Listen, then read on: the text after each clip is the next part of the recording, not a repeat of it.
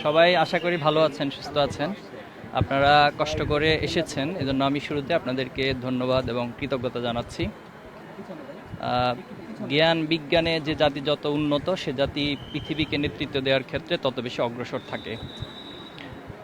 বর্তমানে পৃথিবীর সবচেয়ে বড় যে library, United library of Congress, যেটি ওয়াশিংটনে অবস্থিত, তো এখানে পৃথিবীর সবচেয়ে বেশি সংখ্যক বই এই লাইব্রেরিতে রয়েছে। তো সেই ধারাবাহিকতা আমরা দেখছি যে পৃথিবীকে নেতৃত্ব দিচ্ছে আমেরিকা এবং পশ্চিমারা।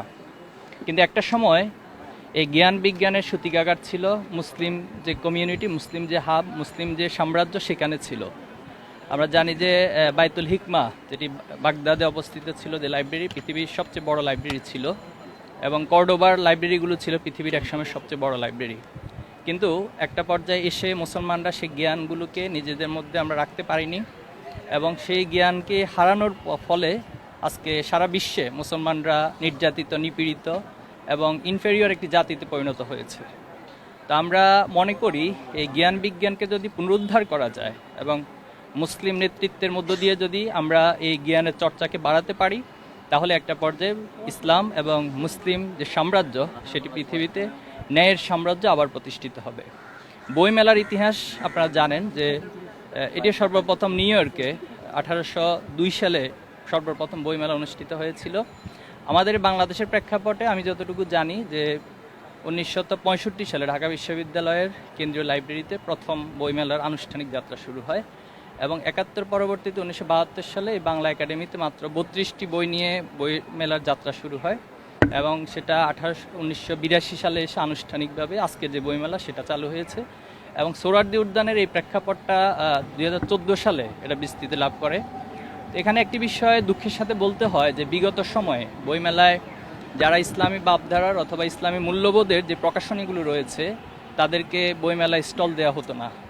তো এটা দুঃখজনক ছিল, এবং যারা বাংলাদেশে ধর্মনিরপেক্ষতার কথা বলে অথবা মুক্ত চিন্তার কথা বলে, তারা এই জায়গাগুলোতে সবচেয়ে বেশি প্রতিবন্ধকতা তৈরি করেছে। আলহামদুলিল্লাহ, আমরা আল্লাহর কাছে শুকরিয়া আদায় করছি 2024 সালে ছাত্র জনতা যে অভ্যুত্থান, আমার ভাইদের যে রক্ত দেওয়া হয়েছে, শহীদ আবু সাইদ, শহীদ মুগ্ধ, শহীদ ওয়াসিম, শহীদ শান্ত, তাদের এই রক্তের বিনিময়ে আজকে বাংলাদেশ এমন একটি জায়গায় এসে দাঁড়িয়েছে যে সবাই তার বাক স্বাধীনতা পেয়েছে এবং সবাই তার নিজস্ব আদর্শের চর্চা করার একটা সুযোগ পেয়েছে। তো বাংলা ইসলামী ছাত্র শিবিরের পক্ষ থেকে আমাদের আইসিএস পাবলিকেশন যে প্ল্যাটফর্মটি, আমরা এখানে স্টল পেয়েছি আলহামদুলিল্লাহ, এবং এর মধ্য দিয়ে আমরা আমাদের যে প্রকাশনাগুলো রয়েছে, যে বইগুলো রয়েছে আপনারা দেখছেন, এখানে সেগুলো প্রদর্শনী হচ্ছে এবং বিক্রয় কেন্দ্র হিসেবে এই স্টলে বিক্রয় হবে। ভাষা শহীদদের আত্মত্যাগ ও মাতৃভাষার গৌরব প্রতিফলিত হয় অমর একুশের এই বইমেলায়। তাই বইমেলা শুধু একটি মেলা নয়, এটি জাতির চেতনার প্রতীক। আমরা জানি জ্ঞানার্জন এবং মানব সভ্যতা বিকাশের জন্য প্রয়োজন বই। একজন মানুষ যে পেশায় দক্ষ হোক না কেন, তার পেশাদারিত্বে উৎকর্ষ অর্জনের জন্য বারবার বইয়ের কাছে ফিরে আসতে হয়, কারণ জ্ঞানের সূচনা সেখান থেকে, এবং সে জ্ঞানকে সামগ্রিকভাবে কাজে লাগানোর দক্ষতা মানুষ বই পড়েই অর্জন করে। আর সেই বইয়ের বিপুল যোগান দিতে বইমেলার কোনো বিকল্প নেই। আজ থেকে শুরু হওয়া বইমেলা চলবে পুরো 1 মাস। যেহেতু বই পড়ার মাধ্যমে আমাদের বুদ্ধিবৃত্তিক ও মননশীলতার বিকাশ হয়, সেহেতু বই হতে পারে আমাদের জীবনের একমাত্র বন্ধু। আমাদের জীবনমান উন্নয়নে এবং জীবনের গতিপথ প্রবহমান রেখে উন্নতির চরম শিখরে পৌঁছাতে বইয়ের কোনো বিকল্প নেই। তাই বিনীত আহ্বান, একটি মননশীল ও জ্ঞানভিত্তিক জাতি গঠনের জন্য আমরা সবাই বই পড়ি, বই কিনি ও বই উপহার দিই, কারণ একটি সুশিক্ষিত জাতি কেবল সভ্যতা ও উৎকর্ষতার শিখরে অবস্থান করতে পারে। অমর একুশে বইমেলা আমাদের জাতীয় সংস্কৃতির পরিচায়ক। বইমেলার মঞ্চে দাঁড়িয়ে আমি গভীর শ্রদ্ধা নিবেদন করছি রাষ্ট্রভাষা আন্দোলন, মুক্তিযুদ্ধ, 2024 ছাত্র জনতার ঐতিহাসিক গণ অভ্যুত্থান এবং সকল গণতান্ত্রিক আন্দোলনের বীর শহীদদের ও বীর সংগ্রামীদের প্রতি। এবারের বইমেলার মূল প্রতিপাদ্য জুলাই গণ অভ্যুত্থান, নতুন বাংলাদেশ নির্মাণ। আমাদের সংগ্রামী ছাত্র জনতা আমাদের জন্য একটি সুযোগ সৃষ্টি করে দিয়েছেন বৈষম্যহীন নতুন বাংলাদেশ গড়ার। একটি জাতির জীবনে এমন সুযোগ বারবার আসে না, এই সুযোগকে আমাদের কাজে লাগাতে হবে। তরুণদের সাথে নিয়ে নতুন বাংলাদেশ গড়ার এ লড়াইয়ে আমাদের অবশ্যই জয়যুক্ত হতে হবে। নানা প্রতিকূলতার মধ্যেও বাংলা একাডেমি অনেকগুলো গুরুত্বপূর্ণ কাজ সম্পন্ন করেছে। বিভিন্ন ধরনের অভিধান প্রণয়ন তার মধ্যে বিশেষভাবে উল্লেখযোগ্য। জ্ঞান যেখানে সীমাবদ্ধ, বুদ্ধি সেখানে আড়ষ্ট, মুক্তি সেখানে অসম্ভব, এই অমোঘ মন্ত্র বুকে ধারণ করে ঢাকার মুসলিম সাহিত্য সমাজের ব্যানারে 1926 সালে সূচিত হয়েছিল বুদ্ধির মুক্তি আন্দোলন। 1924 ছাত্র জনতার ঐতিহাসিক বিজয়ের পর মুক্ত পরিবেশে এবার বইমেলা অনুষ্ঠিত হচ্ছে বুদ্ধির মুক্তি আন্দোলনের শতবর্ষপূর্তির মহেন্দ্রক্ষণে। আশা করি এই আন্দোলনের শতবর্ষ উদযাপন উপলক্ষে এবং পরবর্তীকালের ঘটনাবলীর প্রেক্ষাপটে নতুন চিন্তা চেতনা ও কর্মধারা দেখা দেবে। অমর একুশে বইমেলা 2025-এর উদ্বোধন অনুষ্ঠানের প্রধান অতিথি অন্তর্বর্তীকালীন সরকারের মাননীয় প্রধান উপদেষ্টা ডক্টর মোহাম্মদ ইউনূস, বিশেষ অতিথি সংস্কৃতি মন্ত্রণালয়ের সচিব, বাংলা একাডেমির মহাপরিচালক অধ্যাপক মোহাম্মদ আজম, বাংলা একাডেমির সভাপতি আবুল কাশেম ফজল হক, সামনে উপস্থিত সম্মানিত উপদেষ্টাবৃন্দ, রাজনৈতিক নেতৃবৃন্দ, বাংলা একাডেমির ফেলো এবং সুধীমণ্ডলী, আমরা একটা নতুন সময়ে আজকে এই বইমেলা উদ্বোধন করছি।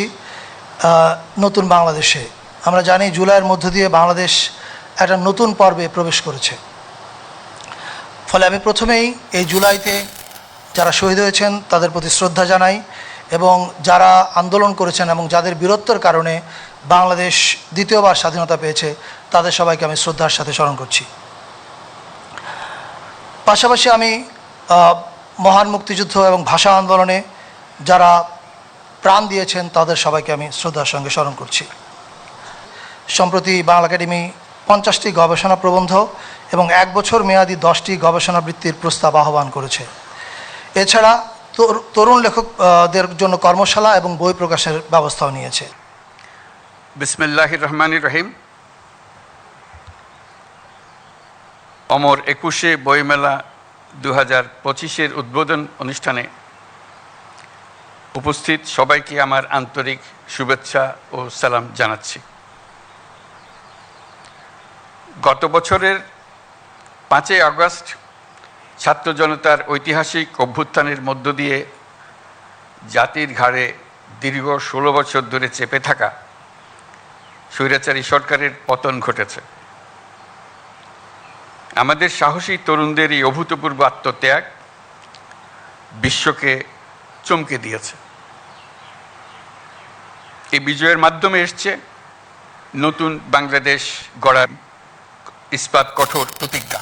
প্রিয় সুধীবৃন্দ, মহান আত্মত্যাগের মাধ্যমে অর্জিত অভ্যুত্থান এবারের বইমেলা নতুন তাৎপর্য নিয়ে আমাদের সামনে এনেছে। এবারের বইমেলার প্রতিপাদ্য জুলাইয়ের গণ অভ্যুত্থান এবং তার মাধ্যমে নতুন বাংলাদেশের বিনির্মাণ।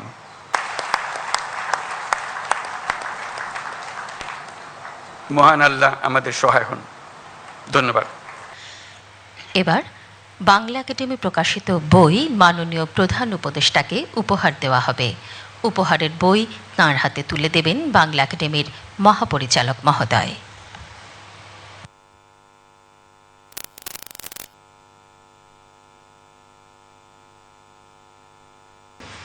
এবার বাংলা একাডেমি সাহিত্য পুরস্কার 2024 প্রদান করা হবে।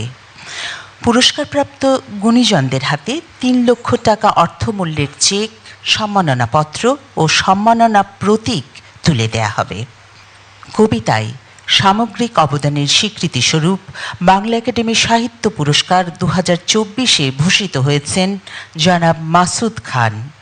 তার অনুপস্থিতিতে তার প্রতিনিধি মোসাম্মদ শামীমারা খানম বিথিকে মঞ্চে এসে পুরস্কার গ্রহণের জন্য অনুরোধ জানাচ্ছি।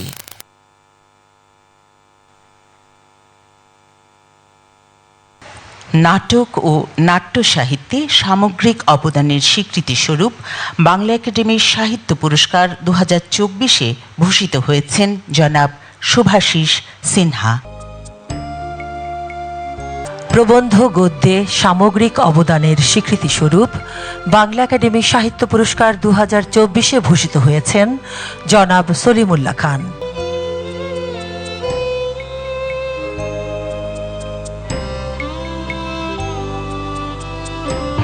অনুবাদে সামগ্রিক অবদানের স্বীকৃতিস্বরূপ বাংলা একাডেমি সাহিত্য পুরস্কার 2024-এ ভূষিত হয়েছেন জনাব GH হাবিব। গবেষণায় সামগ্রিক অবদানের স্বীকৃতিস্বরূপ বাংলা একাডেমি সাহিত্য পুরস্কার 2024-এ ভূষিত হয়েছেন মোহাম্মদ শাহজাহান মিয়া। বিজ্ঞান শাখায় সামগ্রিক অবদানের স্বীকৃতিস্বরূপ বাংলা একাডেমি সাহিত্য পুরস্কার 2024-এ ভূষিত হয়েছেন জনাব রেজাউর রহমান। ফোকলোর বিষয়ে সামগ্রিক অবদানের স্বীকৃতিস্বরূপ বাংলা একাডেমি সাহিত্য পুরস্কার 2024-এ ভূষিত হয়েছেন সৈয়দ জামিল আহমেদ।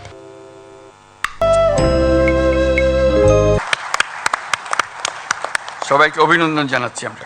এবার মাননীয় প্রধান উপদেষ্টা অমর একুশে বইমেলা 2025-এর উদ্বোধন স্মারকে স্বাক্ষর করবেন।